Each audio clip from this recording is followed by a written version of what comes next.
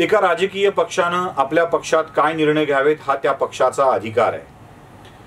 हे त्या पक्षाने आपलं आपलं ठरवायला पाहिजे आणि त्यांच्या रणनीतीचा हा भाग आहे.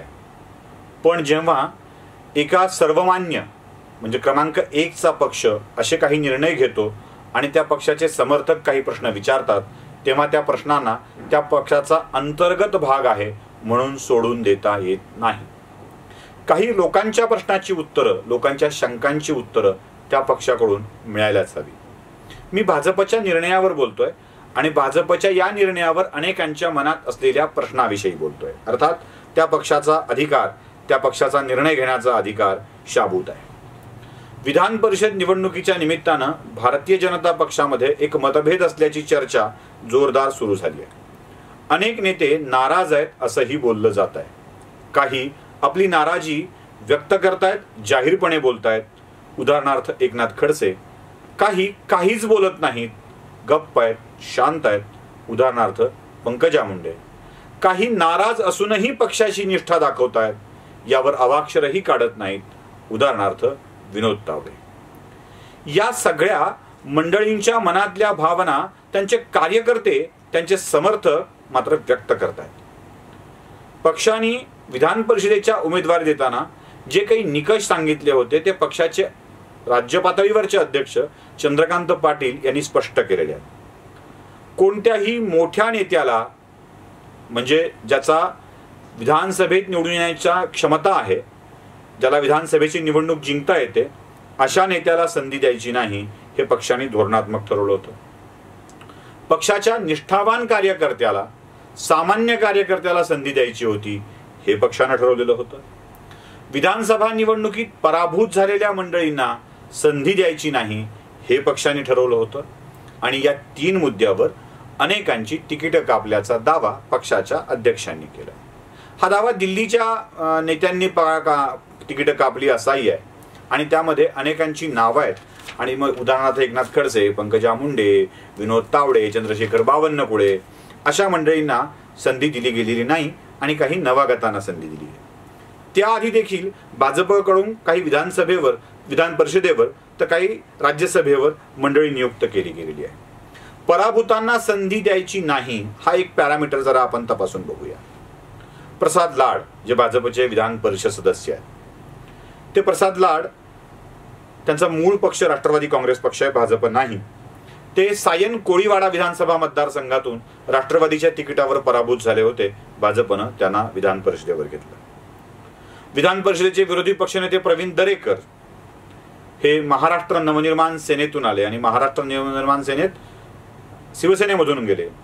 ते मागोठाणे या विधानसभा मतदारसंघातून पराभूत झाले होते. विनायक मेटे तांत्रिकदृष्ट्या भाजपच्या चिन्हावर असलेले, पण मूळ शिवसंग्राम पक्षाचे, त्याच्या आधी ते राष्ट्रवादी काँग्रेस पक्षाचे आणि त्याच्याही आधी ते भारतीय जनता पक्षाचे. भाजप, राष्ट्रवादी, भाजप, शिवसंग्राम अशी त्यांची वेगवेगळी पक्ष, ते देखील बीड विधानसभा मतदारसंघातून पराभूत झाले होते. रणजित सिंह मोहिते पाटील आधी काँग्रेस, नंतर राष्ट्रवादी आणि आता भाजप असा त्यांचा पक्ष बदलाचा प्रवास आहे. म्हणजे दोन्ही गोष्टी स्पष्ट होत आहेत. प्रसाद लाड एनसीपी ते भाजप, प्रवीण दरेकर सेना, मनसे, भाजप, विनायक मेटे भाजप, राष्ट्रवादी, शिवसंग्राम, भाजप, रणजित सिंह मोहिते काँग्रेस, एनसीपी, भाजप, गोपीचंद पडळकर जे मूळचे भाजपचे होते असं म्हणतात, पण भाजप, रासप, वंचित बहुजन आघाडी, परत भाजप आणि हेही बारामती विधानसभा मतदारसंघातून पराभूत झाले आहेत.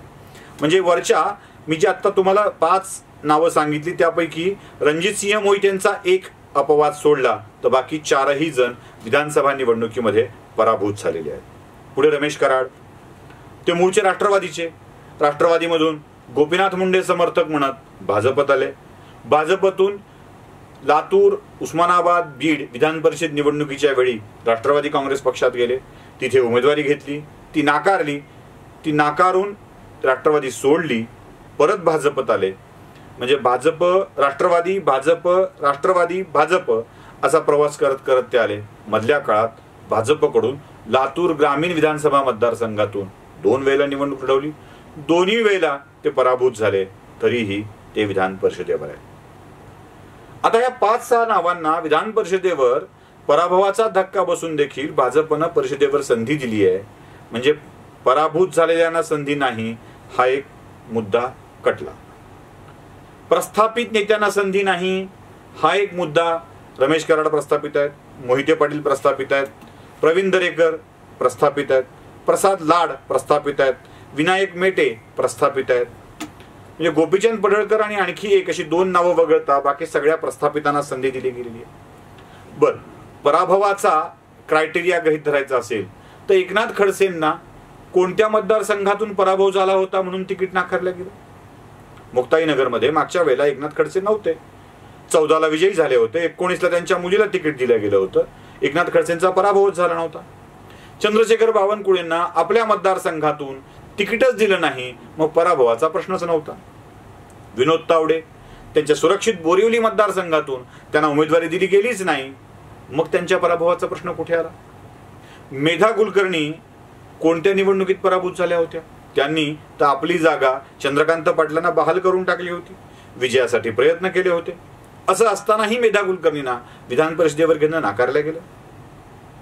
जे मुद्दे निर्णय भाजपने घ्यावा, आम्ही तो निर्णय घेतला आहे, हा पक्षाचा निर्णय आहे असं सांगितलं असतं तर ते लोकांना कदाचित पटलं पण असतं की त्या पक्षाचा निर्णय आहे, त्यांनी घेतला. पण तिकीट नाकारण्याचा क्रायटेरिया सांगण्याच्या नादामध्ये जे म्हणून काही मुद्दे सांगितले गेले आहेत ते मुद्दे न पटणारे आहेत. त्या मुद्द्यांचा विचार करता असं लक्षात येतं की भाजपनं हे सगळं सांगताना त्या नेत्यांना अगदीच नगण्य समजण्याचा प्रयत्न केला आहे किंवा त्यांचा विचारच करायचा नाहीये. बरं, ज्या लोकांना तयारी करायला सांगितली होती त्या लोकांनी तयारी केली.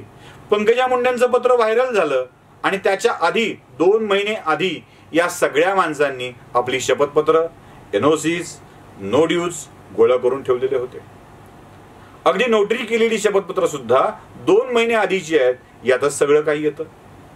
पूर्वनियोजित जर हे असेल तर आपल्याच नेत्यांना तुमचं नाव असू शकतं असं म्हणून त्यांना, त्यांच्या समर्थकांना आशेला लावायचं आणि अचानक काढून घ्यायचं, ही कृती त्या नेत्यांचं खच्चीकरण करणारी आहे.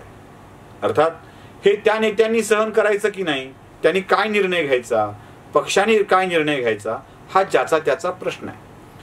अनालायझरचा हा व्हिडिओ कसा वाटला ते नक्की कळवा. लाईक, सबस्क्राईब करायला विसरू नका. बेल आयकॉन नक्की दाबा. आपली भावना आमच्यापर्यंत नक्की पोहोचवा.